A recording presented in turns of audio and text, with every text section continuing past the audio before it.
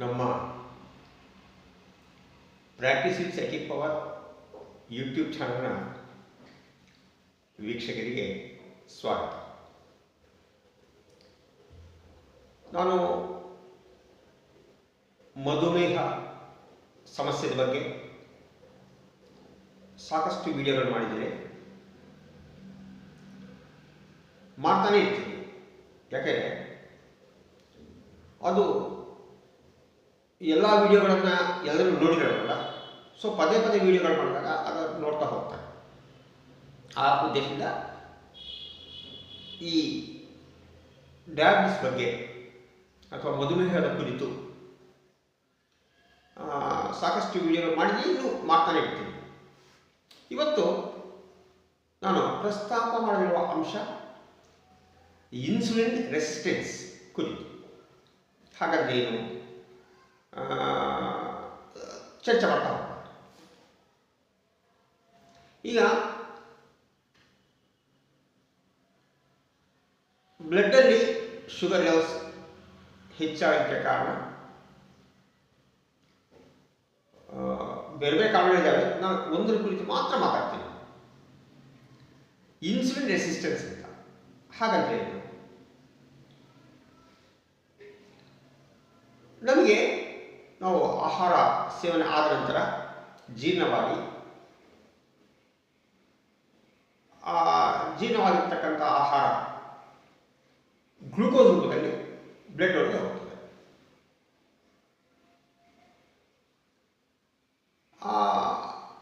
Blood ಹೊರಗೆ ಹೋದಾಗ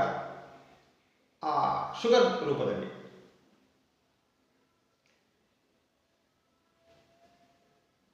ಆ ಸೆಲ್ಗೆ ಆ ಶುಗರ್ ಹೋಗಬೇಕು, ಆ ಗ್ಲೂಕೋಸ್ ಹೋಗಬೇಕು ಸೆಲ್ಗೆ. ಆ ಸೆಲ್ಗೆ ಆ ಶುಗರ್ ಹೋದಾಗ ಅಥವಾ ಗ್ಲೂಕೋಸ್ ಹೋದಾಗ ಅಲ್ಲಿ ನಮಗೆ ಎನರ್ಜಿ ಬರ್ತದೆ ಸೆಲ್ಗೆ, ಕಣಗಳಿಗೆ, ಜೀವಕಣಗಳಿಗೆ. ಇದು ಒಂದು ಜೈವಿಕ ಕ್ರಿಯೆ. ಈಗೇನಾಯಿತು, ಬ್ಲಡ್ಡಲ್ಲಿ ಶುಗರ್ ಇದೆ ಅಥವಾ ಗ್ಲೂಕೋಸ್ ಇದೆ ಅಂತ ಇಟ್ಕೊಳ್ಳಿ. ಆ ಸೆಲ್ ಒಳಗೆ ಅದು ನೇರ ಹೋಗಲ್ಲ. ಅದಕ್ಕೆ ಇನ್ಸುಲಿನ್ ಎಂಬ ಹಾರ್ಮೋನ್ ಬೇಕು.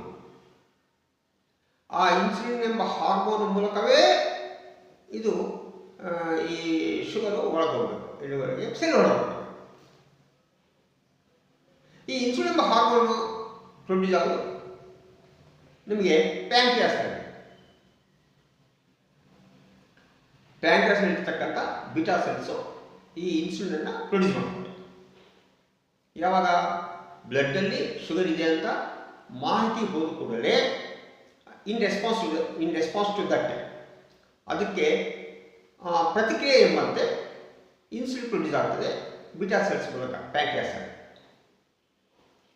ಆ ಇನ್ಸುಲಿನ್ ಬರ್ತದೆ, ಬ್ಲಡ್ಗೆ ಹೋಗ್ತದೆ. ಆ ಇನ್ಸುಲಿನ್ ಬ್ಲಡ್ಗೆ ಹೋಗಿ ಆ ಶುಗರ್ ಜೊತೆಯಲ್ಲಿ ಸೆಲ್ ಒಳಗೆ ಹೋಗಬೇಕು. ಹೋದಾಗ ಅಲ್ಲಿ ಎನರ್ಜಿ ಕನ್ವರ್ಟ್ ಆಗ್ತದೆ. ಅದು ಬೇರೆ ಲೆಕ್ಕಾಚಾರ, ಅದಿಲ್ಲ. ಆದರೆ ಹಲವು ಕಾರಣಗಳಿಂದ, ಕಾರಣಗಳು ಬೇಕಷ್ಟೇ, ಅದರ ಕುರಿತು ಚರ್ಚೆ ಮಾಡಬೇಡ. ಹಲವು ಕಾರಣಗಳಿಂದ ಈ ಇನ್ಸುಲಿನನ್ನು ಸೆಲ್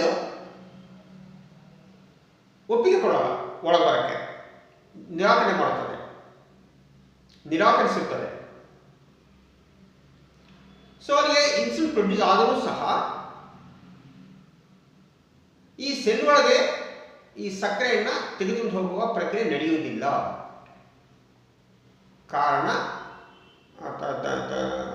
ಪರಿಣಾಮವಾಗಿ ಬ್ಲಡ್ಡಲ್ಲಿ ಶುಗರ್ ಹಾಗೆ ಇರ್ತದೆ. ಅಂದರೆ ಶುಗರ್ ಲೆವೆಲ್ಸ್ ಜಾಸ್ತಿ ಇರ್ತದೆ, ಹಾಗೆ ಇರ್ತದೆ. ಶುಗರ್ ಲೆವೆಲ್ಸ್ ಕಡಿಮೆ ಆದಾಗ ಜಾಸ್ತಿ ಇರ್ತದೆ.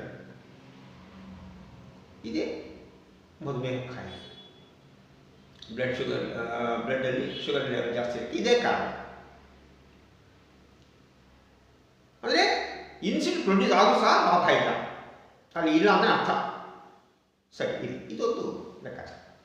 ಈಗ ಅದನ್ನು ನೀವು ನಮ್ಮ ಹತ್ರ ಬಂದರೆ ಯಾವ ಥರ ಕಾಯಿಲೆ ವಾಸಿ ಆಗುತ್ತೆ ಅದು ನೆಕ್ಸ್ಟ್ ನಾಳೆ ಬೇರೆ ವಿಡಿಯೋದಲ್ಲಿ ಹೇಳ್ತೀವಿ. ಈಗ ನಾವು ಬೇರೆ ಮಾಮೂಲಾಗಿ ಉದಾಹರಣೆ ಯಾವ ವೈದ್ಯರು ಹೋದರೆ ಅವ್ರು ಏನು ಮಾಡ್ತಾರೆ ಅಂತ ನಾವು ಅದ್ರ ಬಗ್ಗೆ ಲೆಕ್ಕಾಚಾರ ಮಾಡೋಣ, ಅದ್ರ ಬಗ್ಗೆ ತಿಳ್ಕೊಳ್ಳೋಣ. ಸರಿ, ಒಬ್ಬ ಪೇಷಂಟ್, ಶುಗರ್ ಕಂಪ್ಲೇಂಟ್ ಇರ್ತಕ್ಕಂಥ ಪೇಷಂಟ್ ಡಯಾಬಿಟಿಸ್ ಇರುವಂತಹ ಒಂದು ಪೇಷಂಟ್ ಡಾಕ್ಟರ್ ಹೋಗ್ತಾನೆ, ಶುಗರ್ ಜಾಸ್ತಿ ಇರ್ತದೆ, ಲ್ಯಾಬ್ ರಿಪೋರ್ಟ್ ಬರ್ತದೆ. ಅವರೇನು ಮಾಡ್ತಾರೆ, ಒಂದು ಮಾತ್ರೆ ಕೊಡ್ತಾರೆ, ಏನು ಅವ್ರ ಶುಗರ್ ಲೆವೆಲ್ಸ್ ಕಡಿಮೆ ಆಗಲಿಕ್ಕೆ ಮಾತ್ರೆ ಕೊಡ್ತಾರೆ. ಮಾತ್ರೆ ಕೊಟ್ಟಿದ್ದಾರೆ ಹೇಳಿ. ಇಲ್ಲಿ ಒಂದು ಲಾಜಿಕ್ ಏನು ಅಥವಾ ಒಂದು ಸೈನ್ಸ್ ಏನಂದರೆ, ದೇಹದಲ್ಲಿ ಇನ್ಸುಲಿನ್ ಪ್ರೊಡ್ಯೂಸ್ ಆಗ್ತಾ ಇದೆ, ಆದರೆ ಆ ಇನ್ಸುಲಿನ್ ಅನ್ನ ಸೆಲ್ಲು ನಿರಾಕರಿಸುತ್ತಿದೆ, ಒಳಗೆ ಬಿಟ್ಕೊಳ್ತಾ ಇಲ್ಲ. ಅಂದ ಮೇಲೆ ಈ ಬೇರೆ ರೂಪದಲ್ಲಿ ಮಾತ್ರೆ ಇರ್ಬೋದು ಅಥವಾ ಇಂಜೆಕ್ಷನ್ ಇರ್ಬೋದು, ಅದು ಏನು ರೂಪ ಏನಿರ್ಬೋದು, ಇನ್ಸುಲಿನ್ ಹೊರಗಡೆಯಿಂದ ನಾವು ಕಳಿಸ್ತೀವಿ ಬ್ಲಡ್ಗೆ, ಇರಲಿ ಸಂತೋಷ. ಮತ್ತು ಅದನ್ನು ಹೇಗೆ ಇದು ಸೆಲ್ಲು ಒಪ್ಕೊಳ್ತದೆ? ನಮ್ಮ ಬಾಡಿಯಲ್ಲಿ ಪ್ರೊಡ್ಯೂಸ್ ಆಗುವಂತಹ ಇನ್ಸುಲಿನ್ ಇದು ನಿರಾಕರಿಸುತ್ತೆ. ಈ ಸಂದರ್ಭದಲ್ಲಿ ಬೇರೆ ರೂಪದಲ್ಲಿ ನಮಗೆ ಇನ್ಸುಲಿನ್ ಬ್ಲಡ್ ಒಳಗೆ ಬಂದರೂ ಸಹ ಅದನ್ನು ಹೇಗೆ ಬಿಟ್ಕೊಳ್ಳುತ್ತದೆ, ಒಳಗೆ ಸೇರಿಸಿಕೊಳ್ಳುತ್ತದೆ, ಬಾ ಅಂತ ಕರೆಯುತ್ತದೆ ಸೆಲ್ಲು. ಇದು ವೈದ್ಯರು ಹೇಳಬೇಕು. ಈ ಪ್ರಶ್ನೆಗೆ ನನ್ನ ಪ್ರಶ್ನೆ ಉತ್ತರ ವೈದ್ಯರೇ ಹೇಳಬೇಕಾಗುತ್ತದೆ.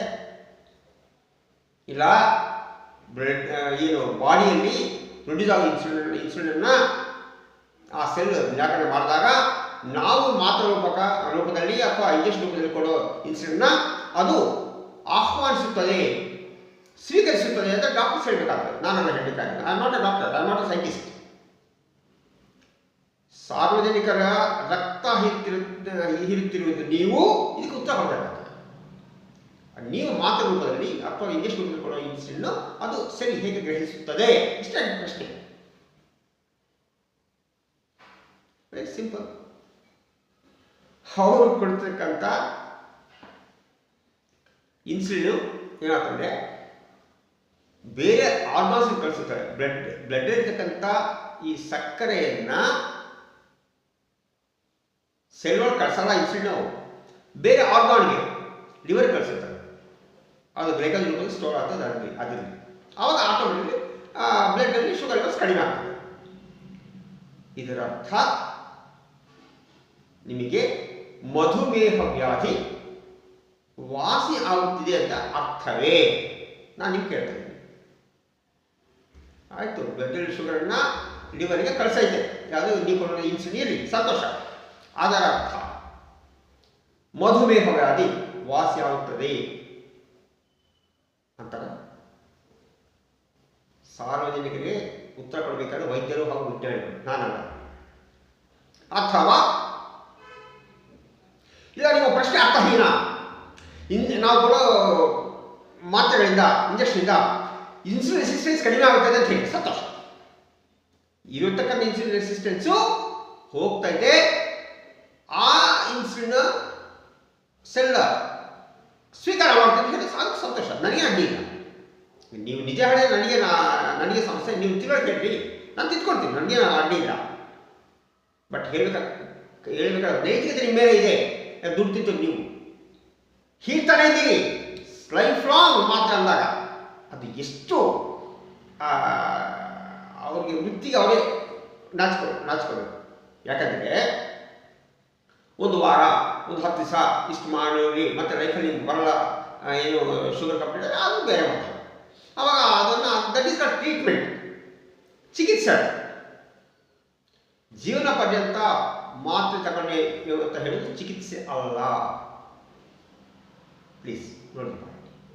ಸೊ ನಾನು ನಾಳೆ ತಗೊಳ್ತಿದ್ದೆ, ನಾನು ಆಯಿತು ಸರ್ ಅವರೇನೋ ವಾಸಿ ಮಾಡ್ತಾರಲ್ಲ, ಮತ್ತೆ ಇದೇ ಕಂಪ್ಲೇಂಟ್ ನಿಮ್ಮ ಬಳಿ ಬಂದರೆ ನೀವು ಹೇಗೆ ವಾಸಿ ಮಾಡ್ತೀರಾ? ಅಲ್ಲ, ಇದು ವಾಸಿ ಮಾಡ್ಕೊಂಡು ಖಾಲಿ ಅಲ್ಲ, ಅದು ಪ್ರಶ್ನೆ ಬೇರೆ. ನಮ್ಮ ಭಾಷೆಯಲ್ಲಿ ಖಾಲಿ ಸಮಸ್ಯೆ ಹೆಂಗೆ ಹೋಗಲಾಡಿಸ್ತೀರಾ ಅಂತ ಕೇಳಿ ಉತ್ತರ ಕೊಡ್ತೀನಿ. ಉತ್ತರ ಕೊಡೋಲ್ಲ, ನಿಮಗೆ 100 ದಾಖಲೆ ಕೊಡ್ತೀನಿ, 100 ದಾಖಲೆಗಳು, ಪಕ್ಕ ದಾಖಲೆ ಕೊಡ್ತೀನಿ. ಅದು ನೀವು ರಿಸರ್ಚ್ ಮಾಡ್ಕೊಳ್ಳಿ. ವಿಜ್ಞಾನ ಹೇಳಿದಾರಲ್ಲ, ರಿಸರ್ಚ್ ಮಾಡಿ ಅದು ಬೇಕಾದ್ರೆ ಮಾಡ್ಕೊಳ್ಳಿ. ನಿಮ್ಮ ಬಿಟ್ಟಿದ್ದಾರೆ, ನನ್ನ ಸಂಬಂಧ ಇಲ್ಲ.